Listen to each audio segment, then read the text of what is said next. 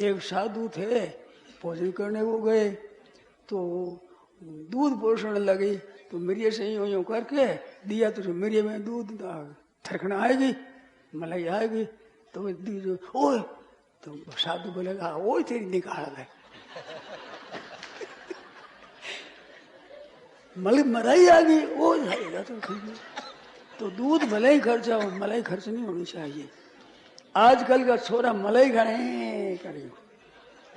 मेरे को तो याद है भाई, मेरे को बोले आपको खावन खंडा है, ऐसा ही बोतल भी है, परंतु दूध लिया तो दूध में घी डाले तब तो हो जाए प्रकाश, नहीं तो अंधा दूध है, तारा तो है नहीं इसमें, घी डाले तारा हो जाए।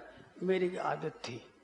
आजकल छोरा कहती तो आज इधर शायद हो रही क्या कैसा शरीर है, क्योंकि तामसी है ना, सात्विकता नहीं है, तो ऊपर ऊपर घी का भाग होता है, तो ऊपर घी का भाग रहता है, बीच में दूध का, दही के बीच में नीचे नीचे पानी रहता है, पानी का भाग, तो ऊपर होता है वो सात्विकी। तो जब उस दही में मंथन होता है तो मंथन हुआ रजोगुण, और घी हुआ सतोगुण, और छाछ होगी तमोगुण। ये तीन भाग हो जाते हैं। तीन भाग हो जाए तो ऊपर का घी का भाग रहता है। ऐसे सतोगुण ब्राह्मण है, ये ऊपर के भाग हुआ है, तो सात्विक ही है। ये नीचे नीचे जल होता है, इस तरह बात होती है। तो ये वर्ण धर्म में जो ब्राह्मण है ऊंचा है, उनमें सबके साथ एकता कर दो, तो ये प्रकृति में क्षोभ होने से होता है ना, तो ऐसे प्रकृति क्षोभ ने सृष्टि पैदा होती है। उस सृष्टि में विषमता बहुत आवश्यक है। ब्राह्मण, क्षत्रिय, वैश्य, शूद्र चारों वर्णों की, और ब्रह्मचारी, गृहस्थ, वानप्रस्थ, सन्यासी चारों आश्रमों की व्यवस्था है जो होनी चाहिए, उसमें ठीक होगा, नहीं तो बड़ा विप्लव होगा। प्रकृति में क्षोभ होने से शायद विषमता पैदा होती है। सत्व रज तम तीनों प्रकृति जब एक होती है तो महाप्रलय हो जाता है, उसमें प्रकृति एक ही रहती है, उसमें सत्व रज तम नहीं होते, प्रकट नहीं होते, प्रकृति में रहते हैं, मन साम्य अवस्था में रहते हैं, सृष्टि अवस्था में एक होते हैं। अब सृष्टि को सब एक करते हैं, वो महाप्रलय के तरफ ले जाने वाले हैं। वास्तव में इसमें विषमता से ही सृष्टि पैदा होती है, तो ये विषमता हो गई। मनुष्य में विषमता कहते हैं, मनुष्य में विषमता नहीं है, कुत्ता में विषमता है। कुत्ता और तरह, बिलाती कुत्ता है, और तरह ही होते हैं। अपने देशी कुत्ता है, उन कुत्तों में भी फर्क है, कुत्तों में फर्क है, कुत्तों के पंजों में फर्क है। ये पंजा होता है ना, उस पंजे के 5 नख होते हैं, 5 नख होने से 20 नख होते हैं, तो 20 नख वाला कुत्ता श्रेष्ठ होता है। शिकारी किया जाए तो वो शिकार खेलने में तेज होता है। 18 अटकर, 19 पटकर, 20 और 20वें के मुख में खरियोश लटके, तो 18 अटके, 18 नख है, वो शिकार नहीं कर सकेगा। 18 अटके और 19 पटके, और 20वें के मुंडे में खबरों से लटके, वो शिकार खेलता है। तो पूर्ण होना चाहिए ना, जो कुत्ता भी पूर्ण होना चाहिए। कुत्ते अधूर्ण कैसे काम का है, तो कुत्ते ये और साधारण होते हैं, और शिकारी कुत्ते होते हैं और होते हैं, उनकी पंच लंबे होते हैं, लंबे कुत्ते होते हैं शिकारी कुत्ते, और उनको शिकार सिखाई जाती है। जैसे छोटा बच्चा हो, उसको खाड़े में रखते हैं, खाड़े में कूद कर बाहर निकले, फिर नीचे खाड़ा और करते हैं, फिर बाहर निकले, तो कुत्ते में बल आता है, वो व्यायाम होता है कुत्तों का, और वो लंबा होता है। ऐसा आपने देखा होगा, कंजर आदि होते हैं, जितने कुत्तियां होती है लंबी, कंजरी कुत्ते कहाँ ब्यावेगी, ऐसा लोग कहा होता है। तो वो ऐसे होते हैं, तो शिकारी कुत्ता और होते हैं, और अपने ये कुत्ता है ये और तरह होते हैं। इनमें कुत्तों में भी जातियां अलग अलग, एक जाति के नहीं है कुत्ते। कुत्ते एक जाति की नहीं होते, बकरी एक जाति की नहीं होती, भेड़ एक जाति नहीं होती, गाय एक जाति की नहीं होती, भैंस एक जाति की नहीं होती, इनमें अलग अलग भेद है। तो गायों में भेद है, कबरी गाय है, कोई सफेद धौड़ है, उजड़ की गाय है, कबरी गाय है, गोरी गाय है, एक छिपकों वाली कबरी गाय है, एक कबरी अच्छी होती है। उनमें भी संदन गाय और होती है, अपने यहाँ की देशी गाय और होती है, बंगाल की गाय छोटी छोटी होती है, जोधपुर की गाय बहुत मोटी मोटी होती है, बैल भी बड़े बड़े होते हैं। तो ये जातियाँ अलग, गायों में अलग अलग जातियाँ हैं, भैंसों में अलग जात है। सोलापुर की गाड़ी देखो तो इतने लंबे शीर होते हैं, यूँ नहीं कर सकते, तो बढ़िया नहीं हो, बढ़िया हो। खुंडी गाय, खुंडी भैंस, खुंडी वो होती है जगह, उसको खुंडी भैंस कहते हैं। तो खुंडी भैंस होती है, सींग होते हैं ऐसे, ऐसे होते हैं, तो दूध भी ज्यादा होता है, देखने में भी सुंदर होती है।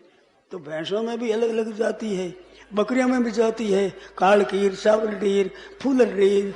काल गायों का नाम, भैंसों का, बकरियों का नाम है अलग अलग। काल की मन काली काली होती है, फूलड़ी होती है, जैसे कान लंबे होते हैं, कांधों के ऊपर सफेद सफेद दाग होते हैं, वो फूलड़ी होती है। चावरड़ी होती है, जो अटे लाल लाल होती है, वो चावरड़ी का ऐसे उसके नाम है। बकरियों के अलग अलग नाम है, अलग अलग वेश होता है उसका। ऐसे भेड़ा होती है, बलोबल नहीं होती। आप देखा कि पेड़ ये कान लटके है, और लूटकी होती है, लूटकी जैसे कि पानी, छोटे छोटे कान, लंबा लंबा ऐसा कान होता है। तो वो लापड़ की, वो लूट की, इनका नाम होता है। ऐसे गायों में भी नाम होता है। तो गायों में अनेक जातियां हैं, भैंसों में अनेक जातियां हैं, वृक्षों में अनेक जातियां हैं। ये बम्बूल है, इसमें भी जाति नारी नारी है। बम्बूल जो लंबा होता है, और बम्बूल होता है, उसमें जो बम्बूल एक तो फैलने वाला होता है, एक लंबा लंबा नहीं हो जाता है। बम्बूल एक जाति है, वो बम्बूल वो स्त्री जाति है, और जो ये फैलता है वो पुरुष जाति है।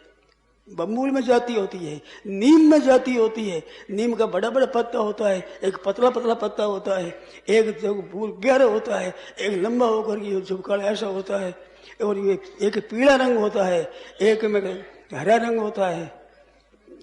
आप देखो तो मैं बता सकता हूँ।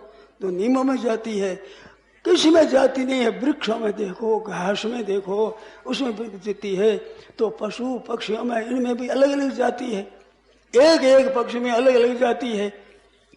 कौवा होता है, उसमें डोड काग होता है बड़ा, वो काग डोड बड़ा होता है। उनमें भी जातियां, छोटा कौवा होता है। अब कहाँ तक है, सब जातियां। घास में जाती है, घास में सेवन है, अबूर है, या धामन है, या क्या है, उनमें जाति है। तो इसलिए सब में जाति अलग अलग है। अब कहते जाति एक कर दो, एक कैसे कर दोगा? एक कर दो तो अनर्थ हो जाएगा। अब हम क्या किया जाए, कहते एक मानना चाहिए। अब मैं कहता हूँ तो कोई मेरे को डराएंगे, धमकाएंगे, तुम्हारे को अभी कैद कर देंगे। कैद कर दो, साथ शास्त्रों की बातें पूछ ले तो मेरे को कहनी पड़ती है, नहीं तो मेरे शौक नहीं है इतनी। अंधे पूछो तो बात तो बतानी पड़ती है ना। तो जाति अलग अलग होती है। तो सबर जाति से नीची, और वो आचरण कहते अधम, अधम अति अधम नारी है, उनमें स्त्री जाति। और स्त्री जातियों में आता मैं, तो बात क्या हुई है कि ये कुरूप बहुत थी। पहले तो सबर जाति कुरूप होती है, जितने नीचे होते हैं कुरूप होते हैं, रूप सुंदर नहीं होता। मन ये सबरी बहुत ज्यादा कुरूप थी। तो सबर लोग भी इसको स्वीकार नहीं करते थे।